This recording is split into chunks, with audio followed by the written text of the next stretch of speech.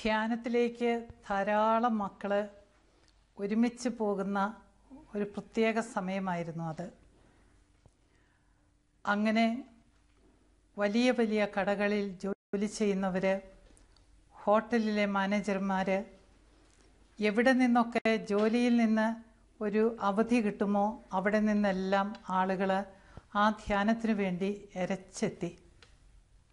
കാരണം ആ ധ്യാനത്തിൻ്റെ ഗുണത്തെക്കുറിച്ച് ഒരുപാട് പേര് പറഞ്ഞു കേട്ടിരുന്നു.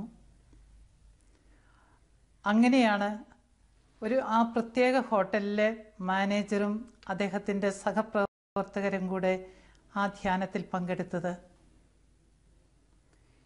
എന്താണ് ദൈവം? ആരാണ് ദൈവം? എങ്ങനെ അവൻ്റെ സ്വന്തമാകാം? എന്താണ് പാപം? അതിൽ വെച്ച് ഏറ്റവും പ്രധാനമായിട്ട് ചെയ്യേണ്ട നന്മ എന്താണെന്നറിഞ്ഞിരുന്നിട്ടും അത് ചെയ്യാതിരിക്കുന്നത് പാപമാണ് എന്നൊക്കെയുള്ള അന്ന് വരെ കേട്ടിട്ടോ മനസ്സിലാക്കിയിട്ടോ ഇല്ലാത്ത കാര്യങ്ങൾ ആ ധ്യാനത്തിൽ കൃത്യമായി പറഞ്ഞു കൊടുത്തതുകൊണ്ട് ഒരു പുതിയ ജീവിതത്തിലേക്ക് കടന്നു വരാൻ ധ്യാനത്തിൽ പങ്കെടുത്തവർക്കൊക്കെ എളുപ്പമായിരുന്നു. ഈ പ്രത്യേക ഹോട്ടലിൽ നിന്ന് മാനേജരും അവിടെ ജോലി ചെയ്യുന്നവരിൽ നല്ലൊരു സംഘം ആളുകളും ധ്യാനിച്ച് തിരിച്ചു വന്നതിന് ശേഷം മാനേജറുടെ നേതൃത്വത്തിൽ അവരൊരുമിച്ച് കൂടി. ഈശോയ്ക്ക് വേണ്ടി എന്തെങ്കിലും നല്ലത് ചെയ്യണം എന്നൊരു വലിയ ആഗ്രഹം അവരുടെ എല്ലാ ഹൃദയത്തിലുണ്ടായിരുന്നു. ഈശോയ്ക്ക് വേണ്ടി എന്തെങ്കിലും ഒരു വലിയ കാര്യം, ഒരു നല്ല കാര്യം ചെയ്യണം. മദർ തെരേസ എപ്പോഴും പറഞ്ഞിരുന്നൊരു വാചകമാണത്. ഈശോയ്ക്ക് വേണ്ടി എന്തെങ്കിലും ഒരു നല്ല കാര്യം ചെയ്യണം ഓരോ ദിവസവും. അങ്ങനെ മാനേജർ കൊണ്ടുവന്ന ഒരു നിർദ്ദേശമാണ്, നമ്മുടെ ഹോട്ടലിൽ വരുന്ന എല്ലാവർക്കും, ഇവിടെ മുറിയെടുത്ത് താമസിക്കുന്നവർക്ക്, ഇവിടെ അവർ എത്ര ദിവസം താമസിക്കുന്നു അത്രയും ദിവസം ഒരു നല്ല അനുഭവമായിരിക്കണം. മറ്റൊരു ഹോട്ടലിലും കിട്ടാത്ത രീതിയിൽ ദൈവത്തെ അനുഭവിക്കാൻ, സാഹചര്യങ്ങളെ അനുഭവിക്കാൻ, പ്രകൃതിയെ അനുഭവിക്കാൻ, എല്ലാം കൊണ്ടും നല്ല ദിവസങ്ങളെന്ന് പറയാൻ തക്ക വിധം സൗകര്യങ്ങൾ ചെയ്തു കൊടുക്കണം. അങ്ങനെ അവർ മുറികളെല്ലാം മനോഹരമാക്കി, കട്ടിലുകളെല്ലാം, ഷീറ്റുകളെല്ലാം അവരെ കൊണ്ട് സാധിക്കുന്നിടത്തോളം വരുന്നവർക്ക് സുഖപ്രദമായൊരു താമസം അവരൊരുക്കി കൊടുത്തു. ആ കൂട്ടത്തിൽ മാനേജർ പ്രത്യേകം നിർദ്ദേശിച്ചൊരു കാര്യമാണ്, എല്ലാ മുറിയിലും ഒരു ചെറിയ സ്റ്റാൻഡ് ഭിത്തിയോട് ചേർന്ന് ഉറപ്പിച്ചിട്ട് അതിൽ അലങ്കരിച്ച് ഒരു ബൈബിളും ഒരു ജപമാലയും വയ്ക്കണം. വരുന്നവർക്ക് അത് കാണുമ്പോഴേ അതൊന്ന് എടുക്കാനും മറിച്ചു നോക്കാനും, ജപമാല കൈകളിലൂടെ പരിചയമുള്ളവരാണെങ്കിൽ ഒന്ന് പ്രാർത്ഥിക്കാനും ഒക്കെ ഇടവരണം. അങ്ങനെ അവർ ആ ഹോട്ടലിലെ എല്ലാ മുറികളിലും ഒരു ജപമാലയും ഒരു ബൈബിളും ആരും കാണാതെ പോകില്ല അതേ വിധം അലങ്കരിച്ചു വെച്ചു. പലരും അതേപ്പറ്റി നല്ലത് പറഞ്ഞു, ചിലരൊക്കെ അതിനെ വിമർശിച്ചു. പ്രാർത്ഥന ഓരോരുത്തൻ്റെയും മനസ്സിലെ തീരുമാനമാണ്, പരിചയമാണ്. ആരും നിർബന്ധിച്ച് പ്രാർത്ഥിപ്പിക്കാൻ പറ്റില്ല, ആരെയും നിർബന്ധിച്ച് പ്രാർത്ഥിക്കാൻ പറ്റില്ല എന്നെല്ലാമുള്ള പലതും മാനേജർ കേട്ടു. പക്ഷേ ഈ ഹോട്ടലിൽ ഇങ്ങനെ ഒരു പ്രത്യേകത ഉണ്ടായിരിക്കും. അങ്ങനെ നാളുകൾ കുറേ അങ്ങ് കഴിഞ്ഞു. ഒരു ദിവസം ഒരു പുരുഷനും സ്ത്രീയും കൂടെ ഹോട്ടലിൽ മുറിയെടുക്കാൻ വന്നു. പലരും അവരോട് ഇത് നല്ലതാണെന്ന് പറഞ്ഞതിനാലാണ് വന്നത്. വന്ന് ചുറ്റി നടന്നൊക്കെ ഒന്ന് കണ്ടു, ഇഷ്ടപ്പെട്ടു. രണ്ടുപേരും കൂടെ മുറി ബുക്ക് ചെയ്തു. മുറിയിലേക്ക് ചെന്ന് ഒരു 15 മിനിറ്റ് കഴിയുന്നതിന് മുമ്പ് ആ സ്ത്രീയും മനുഷ്യനും മാനേജറുടെ അടുത്ത് തിരിച്ചെത്തി. മാനേജർ ചോദിച്ചു, എന്തെങ്കിലും ആവശ്യമുണ്ടോ? അയാൾ പറഞ്ഞു, സാറേ, ഞങ്ങൾ പോവുകയാണെന്ന് പറയാൻ വേണ്ടി വന്നതാ. ഞങ്ങൾക്ക് ഇവിടെ എല്ലാം ഇഷ്ടപ്പെട്ടു, പക്ഷെ പോണം. അപ്പം മാനേജർ ചോദിച്ചു, എന്താ പ്രശ്നമെന്ന് വെച്ചാൽ പറയാമോ? ഇനിയുള്ളവർക്ക് വേണ്ടിയിട്ടെങ്കിലും ഞങ്ങൾക്കത് ശ്രദ്ധിക്കാമല്ലോ. എന്തു പറ്റി? എന്താണെങ്കിലും പറഞ്ഞോ. അപ്പം അയാൾ പറഞ്ഞു, ഞാനും ഇവളും ഭാര്യയും ഭർത്താവുമാണ്. പക്ഷേ ഞങ്ങൾ തമ്മിൽ കല്യാണം കഴിച്ചവരല്ല. എൻ്റെ ഭാര്യ വീട്ടിൽ, ഇവളുടെ ഭർത്താവും വീട്ടിൽ. ഞങ്ങൾ കുറേ നാളുകളായി പ്ലാൻ ചെയ്യുന്നതാണ് ഇങ്ങനൊരു ഔട്ടിങ്. ഒന്ന് എവിടെയെങ്കിലും പോയി സന്തോഷിക്കണം. വർഷങ്ങളായിട്ട് ഞങ്ങൾ തമ്മിൽ സ്നേഹിക്കുന്നു. ഞങ്ങളുടെ പങ്കാളികൾക്ക് അറിഞ്ഞുകൂടാ. പക്ഷേ ഇന്ന് ഞങ്ങൾ രണ്ടും കൽപ്പിച്ചിറങ്ങിയതാ.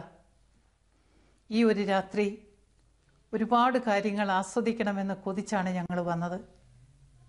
പക്ഷെ സാറേ, നിങ്ങൾ മുറിയിൽ അലങ്കരിച്ച് സൂക്ഷിച്ചിരിക്കുന്ന ബൈബിളാണ് വന്നതേ ഞങ്ങൾ കണ്ടത്. ഞാൻ ബൈബിള് കയ്യിലെടുത്തപ്പോൾ ഇവളെ ജപമാല ഓടിച്ചെടുത്തു.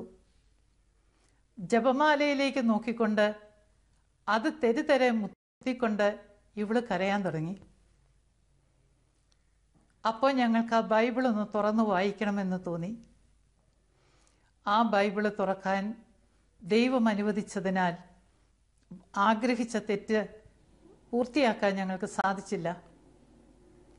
ഞങ്ങൾ മുട്ടുകുത്തി ദൈവത്തോട് മാപ്പ് ചോദിച്ചു.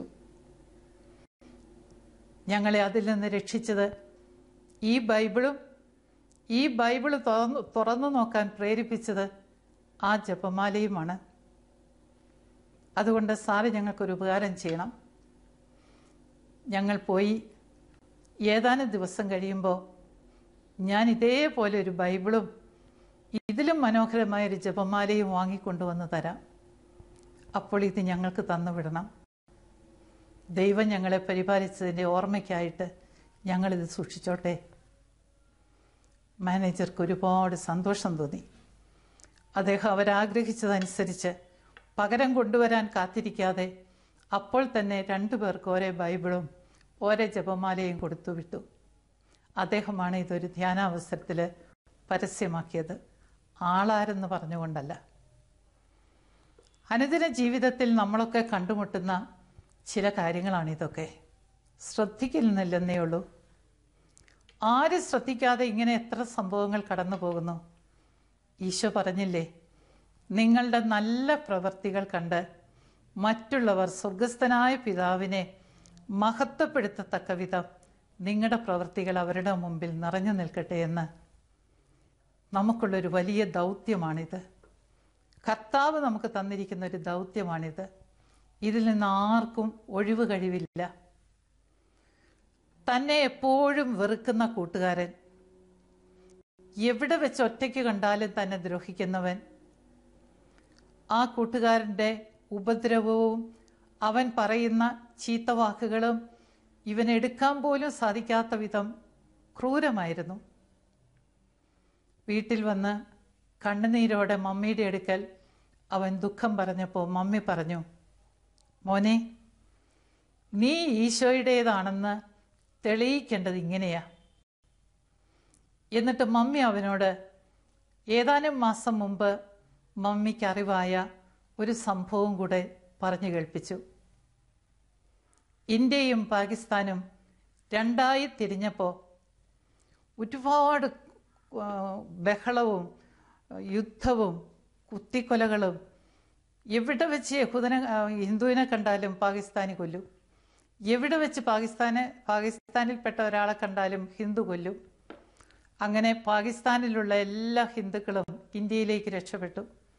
ഇന്ത്യയിലുള്ള എല്ലാ പാകിസ്ഥാനികളും പാകിസ്ഥാനിലേക്ക് രക്ഷപ്പെട്ടു. മഹാത്മാഗാന്ധി യാതൊരു ഭക്ഷണവും കഴിക്കാതെ മരണം വരെ സത്യാഗ്രഹം അനുഷ്ഠിച്ചു കൊള്ളാമെന്ന് പ്രതിജ്ഞയെടുത്തു. സത്യാഗ്രഹം തുടങ്ങി. അഭയാർത്ഥികളുടെ തിരക്കാണ്. പാകിസ്ഥാനിലേക്ക് പോകുന്നവരും ഇന്ത്യയിലേക്ക് രക്ഷപ്പെടുന്നവരും.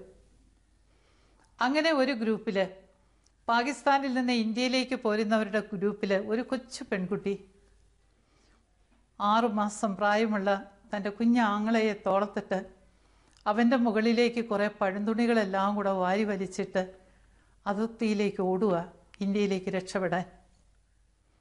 അവളുടെ അപ്പച്ചനെയും 3 സഹോദരങ്ങളെയും അവളുടെ കൺമുമ്പിൽ വെച്ച് പട്ടാളക്കാർ കൊന്നു. രക്ഷപ്പെടാൻ വേണ്ടി മുൻകൈയെടുത്ത് ഇറങ്ങിയോടിയ അമ്മയെ പുറകിൽ നിന്ന് അവർ വെടിവെച്ച് കൊന്നു. ഇനി അവൾക്ക് ഈ കുഞ്ഞാങ്ങളേ ഉള്ളൂ. ആൺകുട്ടികളെ മാത്രമേ ആ പട്ടാളക്കാർ കൊല്ലൂ, പെൺകുഞ്ഞുങ്ങളെ രക്ഷപ്പെടാൻ അനുവദിക്കും. അങ്ങനെ ഇവള് തൻ്റെ കുഞ്ഞാങ്ങളയെ രക്ഷിക്കാനുള്ള വലിയ കൊതിയോടെ തിരിച്ചറിയാത്ത വിധം തുണികളെല്ലാം നിരത്തിയിട്ട് ആങ്ങളെയും കൊണ്ട് അതിർത്തിയിലെത്തിയപ്പോഴാണ് ഒരു പട്ടാളക്കാരൻ വന്ന് ഒരു ഭീകരമായി ചിരിച്ച് തോളത്ത് കിടക്കുന്ന കുഞ്ഞിനെ തുണിക്കെട്ടിന് ഇടയിൽ നിന്ന് പൊക്കിയെടുത്തത്. അതൊരു ആൺകുട്ടിയാണെന്നും ഹിന്ദു ആണെന്നും അയാൾക്ക് മനസ്സിലായി.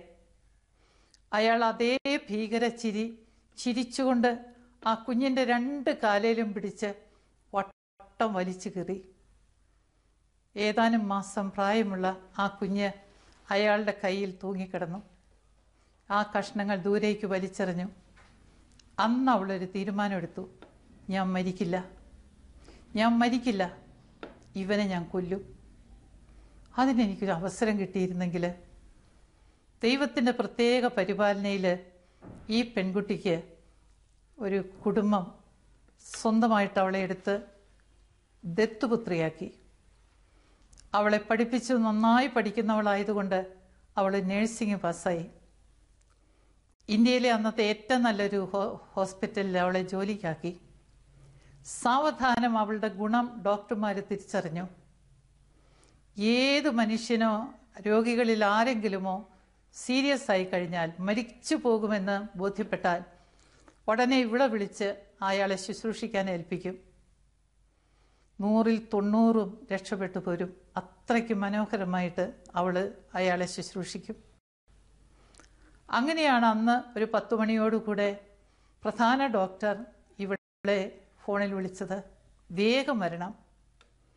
അവൾ ഓടി ചെല്ലുമ്പോൾ മുറിവേറ്റ് ശരീരത്തിൽ ഒന്നും ശേഷിച്ചിട്ടില്ലാത്ത പോലെ എല്ലാവിടവും പരിക്കേറ്റ് ഭീകരമായി തോന്നിക്കുന്ന രക്തം മുഴുവൻ വാർന്ന് അബോധാവസ്ഥയിൽ കഴിയുന്ന ഒരു മനുഷ്യനെ ചൂണ്ടിക്കാണിച്ചിട്ട് ഡോക്ടർ പറഞ്ഞു, പ്ലീസ് ഹെൽപ്പ് ഹിം, അവനെ സഹായിക്കണം. അവൾ നോക്കിയതേ അവൾക്ക് മനസ്സിലായി ദൈവത്തിൻ്റെ പ്രവൃത്തിയത്. അന്ന് തൻ്റെ കുഞ്ഞാങ്ങളയെ 2 കാലിലും പിടിച്ച് വലിച്ച് കീറിയ പട്ടാളക്കാരനായി ഇവൻ. അത്യാവശ്യം ചെയ്യാനുള്ളത് ചെയ്തവൻ അവൾ മുറിയിൽപ്പോയി. അവരുടെ ഒരു കത്തോലിക്ക സ്ഥാപനമായതുകൊണ്ട് എല്ലാ മുറിയിലും കുരിശുരൂപമുണ്ട്. അവൾ കിടക്കുന്നതിന് മുമ്പ് കുരിശുരൂപത്തിന് മുമ്പിൽ സാഷ്ടാംഗം വീണ് പ്രാർത്ഥിക്കും. അന്നും വൈകുന്നേരം അവൾ ആ കുരിശുരൂപത്തിന് മുമ്പിൽ സാഷ്ടാംഗം വീണു. എന്നിട്ട് അവൾ പ്രാർത്ഥിച്ചു, ദൈവമേ, കർത്താവായ യേശുവേ, ആ മനുഷ്യനെ നീ എൻ്റെ അരികിൽ കൊണ്ടു തന്നതിന് നന്ദി. സത്യമായിട്ട് ഞാൻ അവനെ കൊല്ലും. പെട്ടെന്ന് കൊല്ലില്ല, ഇഞ്ചിഞ്ചായിട്ട് അവൻ മരിക്കണം. അത് ഞാൻ ഇടവരുത്തും. അവനെ നീ എൻ്റെ കയ്യിൽ തന്നെ കൊണ്ടു തന്നല്ലോ, ഒരുപാട് നന്ദി. കൊല്ലും, സത്യമായിട്ടും കൊല്ലും. എന്നിട്ട് അവൾ പ്രാർത്ഥന അവസാനിപ്പിച്ചു, കയറി കിടന്നു. പിറ്റേ ദിവസം രാവിലെ ഏതൊക്കെ മരുന്ന് എത്ര ഡോസിൽ കൊടുത്താൽ അയാളിങ്ങനെ എഴഞ്ഞ് ചാകും എന്നൊക്കെ കണക്കുകൂട്ടിയാണ് അവൾ ആശുപത്രിയിൽ ചെന്നത്. പക്ഷേ ആശുപത്രിയിൽ പോകാനായിട്ട് റെഡിയായി ഇറങ്ങുമ്പോൾ വീണ്ടും കുരിശുരൂപത്തിന് മുമ്പിൽ അവൾ കൈകൂപ്പി. അപ്പോൾ അവളൊരു സ്വരം മനസ്സിൽ കേട്ടു, എന്നെ നോക്കാനോ എന്നോട് പ്രാർത്ഥിക്കാനോ എന്നെ സ്നേഹിക്കാനോ നിനക്കെന്ത് കാര്യം? ഞാനല്ലേ അവനെ നിന്റെ അടുത്ത് വിട്ടത്? നീ അവനെ സുഖപ്പെടുത്തുമെന്നുള്ള ബോധ്യത്തിലല്ലേ ഞാൻ അവനെ നിന്റെ അടുത്ത് തന്നെ വിട്ടത്? അപ്പോൾ നീ എന്താ പറഞ്ഞേ? ഞാൻ അവനെ കൊല്ലും, ഇഞ്ചിഞ്ചായിട്ട് കൊല്ലും. പെട്ടെന്ന് അങ്ങനെ മരിക്കരുത്, കഷ്ടപ്പെടുത്തി കൊല്ലും. എന്നിട്ട് നീ എന്നെ വിളിക്കുന്നോ സ്വർഗസ്ഥനായ പിതാവേ എന്ന്? വേണ്ട, ഇനി നീ എന്നോടൊന്നും പറയണ്ട. അവൾക്ക് തൻ്റെ തെറ്റ് മനസ്സിലായി. യേശുവിൻ്റെ മുമ്പിൽ അവൾ സാഷ്ടാംഗം വീണ് മാപ്പി ചോദിച്ചു, എനിക്കേറ്റവും പ്രിയമുള്ള എൻ്റെ സഹോദരനെ പോലെ, നിൻ്റെ മകനെ പോലെ ഞാൻ അവനെ ശുശ്രൂഷിക്കും. തുടർന്നുള്ള നാളുകളിൽ അവൻ്റെ എല്ലാ ശുശ്രൂഷയും അവൾ നേരിൽ ഏറ്റെടുത്തു. അവൻ അതിവേഗം രോഗമൊക്കെ കുറഞ്ഞ് മിടുക്കനായി, എഴുന്നേറ്റ് നടക്കാറായി, മുറിവുകളെല്ലാം കരിഞ്ഞു. ഒരു ദിവസം ഇനി ചെറിയ ചെറിയ മുറിവേ ഉള്ളൂ. അത് ഡ്രസ്സ് ചെയ്തുകൊണ്ടിരിക്കുമ്പോൾ അവൻ ചോദിച്ചു, സിസ്റ്റർ, ഒരു കാര്യം ചോദിച്ചോട്ടെ? എന്താണ്? ഞാൻ നിങ്ങളെ എവിടെയോ വെച്ച് കണ്ടിട്ടുണ്ടല്ലോ. എവിടെ വെച്ചാ ഞാൻ കണ്ടേക്കുന്നേ? ഓ, എനിക്കറിയില്ല, അത് നിന്റെ തോന്നലായിരിക്കും. അല്ല സിസ്റ്റർ, ഒന്ന് പറ, എനിക്ക് നല്ല ഉറപ്പാണ്, ഞാൻ എവിടെയോ വെച്ച് കണ്ടിട്ടുണ്ട്. എവിടെ വെച്ചാ? അപ്പം അവൾ പറഞ്ഞു, ഞാനത് പറയുകയാണെങ്കിൽ ഇപ്പോൾ നമ്മൾ തമ്മിലുള്ള ഈ ബന്ധവും സ്നേഹവും നഷ്ടപ്പെടും. അയ്യോ, ഒരിക്കലും ഇല്ല, നിങ്ങളെൻ്റെ അമ്മയാ, നിങ്ങളാണ് എനിക്ക് രണ്ടാമത് ജീവൻ തന്നത്. അത് നഷ്ടപ്പെടില്ല സിസ്റ്റർ, ഒന്ന് പറ. അപ്പോൾ അവൾ ആ സാഹചര്യമൊക്കെ പറഞ്ഞു. കുഞ്ഞിനെയും കൊണ്ട് ഓടുന്നതും ഇയാൾ കൊച്ചിനെ പിടിച്ചു പറിച്ചതും 2 കാലെ പിടിച്ച് വലിച്ചു കീറിയതും ഒക്കെ അവൾ പറഞ്ഞു. അപ്പോൾ ആ മനുഷ്യൻ വികാരം നിറഞ്ഞിട്ട് അവളോട് ചോദിച്ചു, sister, why don't you kill me? എന്തുകൊണ്ട് നീ എന്നെ കൊന്നില്ല? ഞാനിവിടെ വന്നപ്പോഴേ എന്നെ കൊല്ലാമായിരുന്നു. അവൾ ഒരു പ്രത്യേക വികാരവും കൂടാതെ പറഞ്ഞു, ഞാനും അതാ ആഗ്രഹിച്ചേ, നിങ്ങളെ കൊല്ലണം. പെട്ടെന്നല്ല, പയ്യെ പയ്യെ ഇഞ്ചിഞ്ചായിട്ട് നീറ്റി നീറ്റി കൊല്ലണം. എന്നിട്ട് എന്തുകൊണ്ട് ചെയ്തില്ല? ആ മുറിയിലുമുള്ള കുരിശുരൂപത്തിലേക്ക് വിരൽ ചൂണ്ടിക്കൊണ്ട് അവൾ പറഞ്ഞു, അങ്ങേര് സമ്മതിച്ചില്ല, അങ്ങേര് സമ്മതിച്ചില്ല. ആകാംക്ഷയോടെ അയാൾ നോക്കി കുരിശുരൂപത്തിലേക്ക്. കൊച്ചുനാളിൽ എവിടെയൊക്കെയോ യേശുവിനെ പറ്റി കേട്ടിട്ടുണ്ട്, അതിൽ കൂടുതലൊന്നും അവൻ അറിയില്ല. അവൾ അവനൊരു ബൈബിള് കൊണ്ടേ കൊടുത്തു. എന്നും അവൻ അതിൽ നിന്ന് വായിക്കാൻ തുടങ്ങി. ഉറങ്ങിക്കിടന്നിരുന്നതും മറഞ്ഞു കിടന്നിരുന്നതുമൊക്കെ പെട്ടെന്ന് തെളിഞ്ഞു വന്നു. അവൻ യേശുവിനെ രക്ഷകനായി സ്വീകരിച്ചു. അവൻ്റേതായി ജീവിക്കാനായി മാമോദിസ സ്വീകരിച്ചു. അവൻ തൻ്റെ ജീവിതം കർത്താവിന് സമർപ്പിച്ചു. ഏതൊരു നല്ല കാര്യത്തിനും അവൻ മുമ്പിലുണ്ടാകും. ഈ 2 പേരും കൂടെ ആ ആശുപത്രിയിൽ നിന്ന് തന്നെ ഒരുപാട് മക്കളെ ഈശോയുടെ സ്നേഹത്തിലേക്ക് കൊണ്ടുവന്നു, അവരുടെ സൽപ്രവർത്തികൾ കൊണ്ട്. ആ ജീവിതം അങ്ങനെ മനോഹരമായി. എന്നെ എൻ്റെ കർത്താവ് സൃഷ്ടിച്ചതും ഇന്ന് വരെ പരിപാലിച്ചതും എന്നെ ജീവിതത്തിൽ ഇങ്ങനെ മെച്ചപ്പെട്ട ഒരവസ്ഥയിലൂടെ മുന്നോട്ട് കൊണ്ടുപോകുന്നതും അവനെ എനിക്ക് വേണം, എന്നെ അവനും വേണം. എന്നെ ഒരു ഉപകരണമാക്കിക്കൊണ്ടേ എൻ്റെ തമ്പുരാന് അനേക മക്കളിലേക്ക് തൻ്റെ സ്നേഹം കൊടുക്കാൻ പറ്റൂ. ആകയാൽ കർത്താവ് അന്ന് സെയിൻറ്റ് പോളിനെ വിളിച്ചിട്ട് പറഞ്ഞില്ലേ, നീ എന്തിനാണ് എന്നെ ഇങ്ങനെ പീഡിപ്പിക്കുന്നേ? പോളി ചോദിച്ചു, നീ ആരാണ്? നീ പീഡിപ്പിക്കുന്ന യേശു. എന്തിനാണ് സെയിൻറ്റ് പോളിൻ്റെ പിന്നാലെ കർത്താവ് പോയത്? എനിക്ക് നിന്നെ വേണം. എന്നോടും ഇത് തന്നെയാണ് അവിടെ നിന്ന് പറയുന്നത്. എൻ്റെ അന്തരാത്മാവിൽ എൻ്റെ കർത്താവ് എന്നോട് പറയുന്നു, എനിക്ക് നിന്നെ വേണം. എൻ്റെ ഒരുപാട് കാര്യങ്ങൾക്ക് ലീഡർഷിപ്പ് എടുക്കാൻ, മുന്നോട്ട് കൊണ്ടുപോകാൻ, ഒത്തിരി പേരോട് ഞാൻ അവരെ സ്നേഹിക്കുന്നു എന്ന് നിൻ്റെ പ്രവൃത്തികളിലൂടെ കാണിച്ചു കൊടുക്കാൻ എനിക്ക് നിന്നെ വേണം. നമ്മുടെ ജീവിതം ഈശോയ്ക്ക് സമർപ്പിക്കുക. അവൻ തട്ടിപ്പറിച്ചെടുക്കുകയൊന്നുമില്ല. നമ്മളെ സന്തോഷത്തോടെ സമർപ്പിച്ചാൽ നമ്മളിലൂടെ അവൻ വലിയ കാര്യങ്ങൾ ചെയ്യും.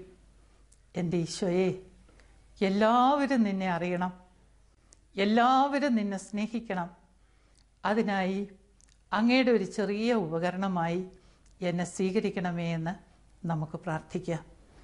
നമ്മുടെ അന്തരാത്മാവിൽ ദൈവം തന്നിരിക്കുന്ന എല്ലാ കഴിവുകളും, നമ്മുടെ ശരീരത്തിൽ അവൻ തന്നിരിക്കുന്ന എല്ലാ കഴിവുകളും ഈശോ അറിയപ്പെടാനായി, അവൻ്റെ സ്നേഹം എല്ലാവരും സ്വീകരിക്കാനായി നമുക്ക് കൊടുക്കാം. അങ്ങനെ കർത്താവ് എല്ലാവരാലും അറിയപ്പെടണം. അതിൻ്റെ ഒരു വലിയ ആഗ്രഹമായിട്ട് വളരണം.